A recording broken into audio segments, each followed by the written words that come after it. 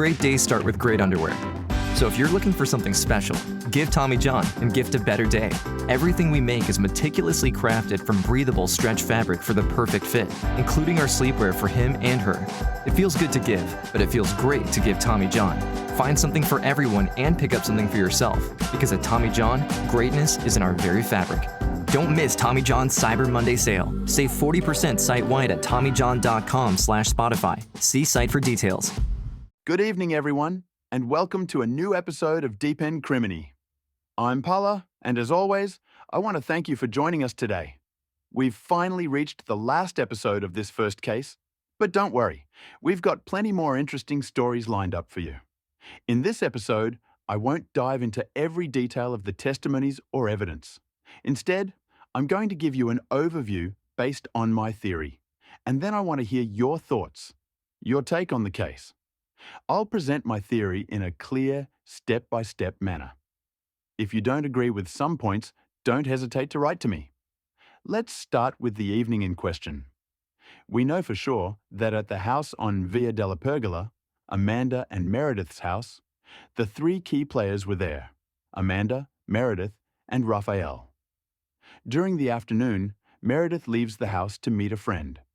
They spend some time together with another friend, eating ice cream, drinking tea, and having pizza while watching The Notebook. As for Amanda and Raffaele, we aren't completely sure what they were up to, since their stories change slightly every time they tell them. They might have gone to buy marijuana, but that detail isn't crucial to our reconstruction. However, we do know that around 6:30 or 7 p.m. they returned to Raffaele's house, which is less than a 10-minute walk from Via della Pergola. Now, according to my theory, Amanda leaves Raffaele's house around 8:15 or 8:20 p.m.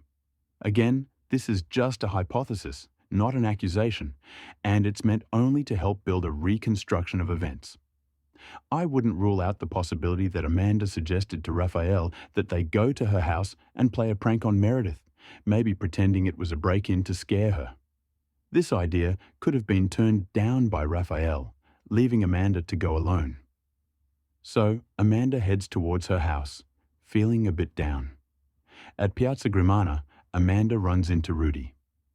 They don't have a particularly close relationship. They know each other, say hi, but they aren't friends. Amanda mentions in her book that she was aware Rudy had thoughts about her and had even mentioned it to the guys from Mosh who lived below her.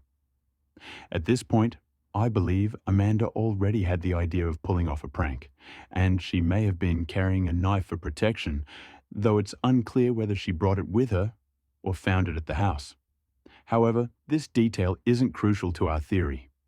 Amanda could have convinced Rudy to go along with her plan, and Rudy, who wasn't in the best mental state at the time, remember, he had just been arrested by the police 4 days earlier for spending the night in a daycare, decides to join her. She tells him something like, "Rudy, come with me to the house. Let's play a prank on Meredith." Since Rudy had been in the downstairs apartment before, he agrees without giving it much thought. He might have seen it as just a harmless prank, and maybe an opportunity to be alone with Amanda. I imagine that around 8:30 or 8:40 p.m. they arrive at Amanda's place, where they spend some time together, maybe smoking a joint or just chatting. Rudy, after eating a kebab, has a stomachache and decides to go to the bathroom. I can picture Amanda telling him to hurry up and not make any noise, so they wouldn't be discovered if Meredith came home. She might have even told him not to flush to avoid making any noise. Meanwhile, Meredith could have returned home, and seeing no signs of an intrusion, might have assumed everything was fine. Amanda hides, maybe in her room, and when Meredith walks in, the prank begins. Of course, this is just my theory, a hypothesis. At this point, Meredith, recognizing Amanda and Rudy, might not have been too scared. Sure, she could have been startled, but might have even started to make fun of the prank. I can picture her saying something like, "Come on guys, what are you doing?" But honestly, I'm not sure how it would have played out. At some point, however, things spiral out of control. I imagine that what started as an innocent joke quickly turned into something more serious. Amanda, trying to restrain Meredith with the knife, and Rudy, who may have taken a more aggressive approach, escalate the situation into a dangerous one. Maybe at first, Meredith thought it was all just a game, but once she saw how serious things were getting, she might have reacted differently. In my opinion, everything blows up with the first stab. Meredith, seeing the blood, becomes terrified and starts struggling. Amanda and Rudy try to hold her down, but the situation is completely out of control at this point. That's when the other stabs happen, one to the right side of her neck and another to the left. These are the most devastating blows. At that moment, it's possible that Amanda and Rudy tried to stop the bleeding with towels. The evidence of fingerprints on the towels suggests Rudy may have been more involved in trying to provide some help. However, they quickly realize there's nothing they can do, and that Meredith is dying. This could also explain the scream that was heard by the woman living 49 meters away in a house above Via della Pergola. This woman, who was on a diuretic, got up around 11:30 p.m. to go to the bathroom. As she was on her way, she heard a scream. Her testimony offers another clue about the timing and intensity of the situation. I'm not certain, but as the woman was about to enter the bathroom, she hears a blood-curdling scream that gives her chills. The scream seems distant and unsettling, but when she looks out the window, she doesn't see anyone. She continues with her routine, goes to the bathroom, and as she's heading back to bed, maybe 1, 2, or 3 minutes later, she hears two people running on the gravel in front of Via della Pergola, fleeing in opposite directions. These people could have been Amanda and Rudy. At that moment, the woman wonders whether the scream was real or something she imagined. Given the distance and her health problems, she decides not to immediately call the police. It's only the next day that she discovers something terrible had happened. Her testimony is considered partially reliable, though not fully, due to some inconsistencies in the timing. The fact that the scream was heard around 11:30 p.m. suggests the prank may have lasted longer than expected. Although the timeline is uncertain, again, this is just my theory. I imagine that after the tragedy, Rudy returns home, cleans himself up, and tries to cover his tracks, showing up at various places to establish an alibi. Amanda, on the other hand, realizes she can't stay at the house with a dead body, so she decides to go to Raffaele's place. Picture Raffaele when Amanda shows up, covered in blood and clearly shaken. She tells him a confused version of the events. She might say that they only wanted to play a prank, but things got out of hand. Amanda could explain that Meredith got hurt and, in the chaos, died. She might try to downplay what happened, saying it wasn't intentional. At this point, the most logical reaction would be to immediately call the police. However, Raffaele, who was in love with Amanda and disturbed by her state, might have felt the instinct to protect her and help cover up the situation. Considering that Raffaele hadn't had many significant relationships before Amanda, she was probably the most important person in his life at that moment. He wouldn't want to risk losing her, and by helping her cover up the incident, he might even earn Amanda's gratitude. In this scenario, the desire to protect her and the emotional bond between them could have influenced his decisions. I imagine that the manipulation of the crime scene took place around 4 a.m., because by 5 a.m., music was heard playing on Sollecito's computer. It was a weekday, and there weren't many people around, so if anyone had seen something, it wouldn't have been unusual. They clean up the scene, not in a meticulous forensic way, but more generally. It's not like they're saying, okay, this fingerprint here, clean this, leave that. They clean the hallway, move the body slightly, and cover it with a duvet. We have to assume that during this cleanup, they were at least wearing gloves. In my opinion, Amanda, who I'll explain more about later, had already been wearing gloves beforehand. Great days start with great underwear. So if you're looking for something special, give Tommy John and gift a better day. Everything we make is meticulously crafted from breathable stretch fabric for the perfect fit, including our sleepwear for him and her. It feels good to give, but it feels great to give Tommy John. Find something for everyone and pick up something for yourself, because at Tommy John, greatness is in our very fabric. Don't miss Tommy John's Cyber Monday sale. Save 40% site-wide at TommyJohn.com/Spotify. See site for details. They take down the lamp from Amanda's room to use it in Meredith's room so they wouldn't have to turn on the lights. They steal the phones and lock the door. Then they throw the phones near Sollecito's house, which is also close to Rudy's, so it's possible Rudy was the one who did this. After they've done all of this, they return home and listen to music for about half an hour. I imagine the adrenaline and stress made it hard to calm down right away. After trying to relax a little, they go to bed. The next morning, the story we all know begins. Now, let's tackle the most complex aspect. Why are none of the three of them talking? This is one of the toughest questions to answer. Based on this reconstruction, I've tried to explain why none of them have come forward to tell the truth. When Amanda is questioned, she claims she doesn't know anything and insists that she was at home with Raffaele. Both of them provide each other with an alibi that, while not perfectly aligned, is pretty similar. I believe they agreed on this version of events. Amanda obviously can't name Rudy, because if she does, Rudy could accuse her of being involved, which would create problems for both of them. When Rudy is arrested, it's likely that, under the guidance of his lawyer, he realizes that the media is heavily focused on Amanda, calling her Foxy Knoxy, the sexy girl who supposedly convinced her boyfriend to commit the crime. Rudy might think that if he exonerates himself completely, he could get dragged in even deeper, so he avoids making any damning statements. At that point, Rudy realizes that the media attention is primarily on Amanda, not him. Amanda has become the center of the media circus, while Sollecito is receiving less attention.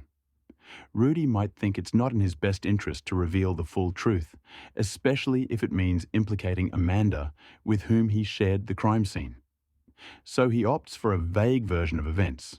He says he saw an unrecognized figure, one that vaguely resembles Sollecito, but he doesn't directly accuse him. Sollecito, on the other hand, would have the biggest incentive to speak honestly since he's likely innocent of the murder itself. However, admitting that he helped cover up evidence and tamper with the crime scene would mean losing Amanda and facing a long prison sentence. Even though he didn't commit the crime, his role as an accomplice would land him in serious trouble. On the night of November 5th, 4 days after the murder, it seems Sollecito starts to crack under pressure. He confesses to someone that Amanda forced him to lie. Initially, he says Amanda was with her friends, but later corrects himself, saying he was referring to the previous night. At that point, Sollecito might have felt overwhelmed by the pressure, but then pulls himself together and tries to stick to the defense. Amanda, in her so-called confession, which she describes as more of a dream, mentions a black man, whom she initially identifies as Lumumba, simply because his name was the first that came to mind. It's possible that Rudy, who was initially involved in what was supposed to be a prank, lost control and attempted to assault and kill Meredith, while Amanda was either too shocked or unable to stop him. In her dreamlike confession, Amanda seems to reflect a part of the truth, but her version remains confusing and colored by her perception of the trauma. Over time, Sollecito faces a conviction as Rudy receives a 30-year sentence, Amanda 26 years, and Sollecito 25 years. Although confessing could have lightened his sentence, he knows that coming forward after so many years is complicated. The evidence is scarce, and convincing authorities becomes harder and harder. Additionally, he hires lawyer Bongiorno, one of Italy's top attorneys, who explains that it's possible to seek mitigation or even freedom in further court proceedings. For Rudy, admitting everything likely wouldn't result in a reduced sentence, and for Amanda, it's crucial to wait for the second appeal. This second instance represents a key opportunity to secure a more favorable verdict, making this phase crucial to her defense. The second instance trial happens 2 years later. Knox is released, and the very next day, she's back in Seattle, knowing that once there, she would never return to Italy to serve any further prison time. From then on, she fights her legal battles from Seattle, confident that the US would never extradite her back to Italy to serve her sentence. So, Amanda has no incentive to confess. Meanwhile, Rudy, facing a 16-year sentence for homicide, accepts his fate given the weight of the evidence against him. Sollecito, although acquitted, is later convicted again but never returns to prison. Therefore, he also has no reason to confess. Going down as the village idiot who gets convicted and then confesses isn't advantageous for him either. So he too remains silent. What can we make of the fact that none of the three have spoken out? It's possible that they've been legally advised to keep quiet. But what do you think?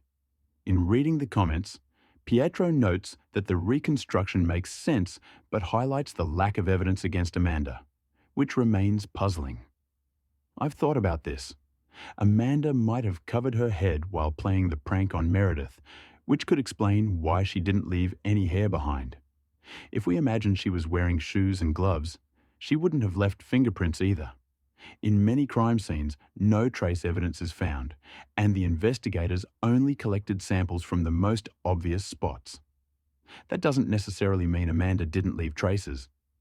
Lucia suggests that Rudy, in trying to save Meredith rather than Amanda, could have left more evidence behind than she did. Zapp confirms that it would have been logical for all three to be implicated. The strange thing is why none of them spoke up, especially Sollecito. From the documentary, it seems like Sollecito is the weakest link. He probably didn't actively participate and had the benefit of an excellent lawyer. Venue hypothesizes that if Sollecito didn't speak, it could be because he knew something was going to happen, fearing that confessing right after the murder would have led to his immediate arrest. Pietro wonders why Sollecito couldn't distance himself from the situation if he knew he was less involved. He speculates that Sollecito might have been blinded by infatuation, losing clarity because of his attraction to Amanda. However, Venue, another listener, points out a crucial detail. Rudy mentions having seen Amanda through the window. This point is worth paying attention to. I've thought about it too. When Rudy talks about seeing Amanda, he mentions a scream. We have to focus on this scream because both Amanda and Rudy, although in different contexts and ways, always bring up the scream. A witness, Amanda and Rudy, all mention the scream, but never Sollecito. Pay attention to the details. This scream is a key element. But when does Rudy start mentioning Amanda? Only after the second trial, when they're acquitted. He might have thought, Sollecito is free, and that's fine. But she was here with me, so why am I still serving 16 years? It doesn't make sense. That's when he tries to implicate Amanda, but Rudy loses credibility. He keeps insisting that both of them were involved, but no one believes him. He even goes on TV for that famous interview with Franca Leosini, saying it was them. But again, no one buys it. Then there's Beatrice, who's also present. I'm reading her question now. In my opinion, they went their separate ways, meaning each of them looked out for themselves. In the documentary, Amanda makes a statement that seems to point to Rudy as the guilty one. Beatrice adds, "What I don't understand is how they managed to clean up in a way that only left the evidence they were interested in, mostly leaving Rudy's prints." That's an interesting question. I'm going to build off something Lucia mentioned earlier and then get back to that question. Lucia said that, in her opinion, they went their separate ways, with each one looking out for themselves. In the trials, that's exactly what happened. Rudy took a separate, expedited trial, distancing himself, while Sollecito and Knox's trial was a strange one because neither of them provided a full explanation. Sollecito's lawyers didn't even address Knox's case. They only focused on Sollecito. They were in the same trial, but their cases were very distinct and separate.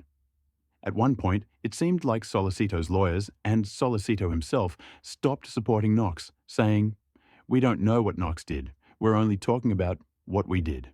Knox distanced herself from Sollecito as well, so by the end, each of them was on their own. It didn't make sense for Sollecito to accuse Knox during the third, fourth, or fifth round of trials. By then, it was too late. So that's another interesting aspect. Now, going back to the scream, because I've had some thoughts on that, Beatrice asked how they managed to selectively clean the prints. In my opinion, they didn't selectively clean anything. Let me explain, Beatrice, what I think happened.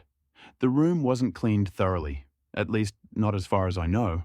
I don't claim to know everything. They didn't spend much time cleaning Meredith's room because it was already covered in blood. Luminol is used to detect if a space has been cleaned. They worked mostly in the hallway, where the more obvious prints were wiped away. If we consider that Rudy wears a size 46 to 47 shoe, in an earlier episode, I mistakenly said size 42, but after checking, it's actually 46 to 47. And Amanda wears a size 37, the footprints are very different, making it easier to tell whose is whose. Rudy's prints were removed, but not many of Amanda's prints were found. I don't think they did any selective cleaning. They just cleaned where the most obvious prints were, like in the bathroom, where there was some disarray detected by the luminol. They only cleaned the more visible areas, and in fact, in the hallway and bathroom, very few of Rudy's prints were left. Even in the small bathroom, where Rudy claims he took the towels, he says he went there 3 times, but in reality, it was only twice. There are no prints of his because, in my opinion, that area was cleaned. The theory of selective cleaning doesn't hold up. They cleaned the most obvious things and they got lucky, at least Amanda did, because they didn't find any of her prints in the room. Finally, let's get back to the scream. Something came to mind. The scream, which most likely happened, was mentioned by both Amanda and Rudy. It's described as being loud and terrifying. Rudy, in the interview with Leosini, used words that match the witness's description. Terrifying. Very loud. Rudy and Amanda both talk about the same scream, while Raffaele never mentions any scream. He never talks about a scream because he never places himself at the scene. It's the judges who conclude that, since he was with Knox, he must have been there. However, in my opinion, he could have not been there at all and only arrived later. After going through the comments, it seems that many of you like this reconstruction. I find it pretty valid too, even though it doesn't explain everything and there are clear gaps. However, it offers a decent explanation of the main issues. That being said, it's very unlikely that it happened exactly like this. I want to add something else. When we make a reconstruction, and this applies to all the crimes we'll discuss here on Dpen Crimes, it requires an effort that goes beyond rational thinking. We have to remember that murder, by its very nature, defies logic, so it's possible for illogical things to happen. In conclusion, even though this reconstruction isn't perfect and leaves some questions unanswered, it helps us get closer to the complexity of the case and think about how the truth can slip away even from the most attentive eyes. It's a reminder that sometimes reality surpasses our ability to understand it. Thank you all so much for being part of this. I hope you have a great week, and don't forget that Dpen Crimes will be back with a new case, just the way you know and love it. See you next time.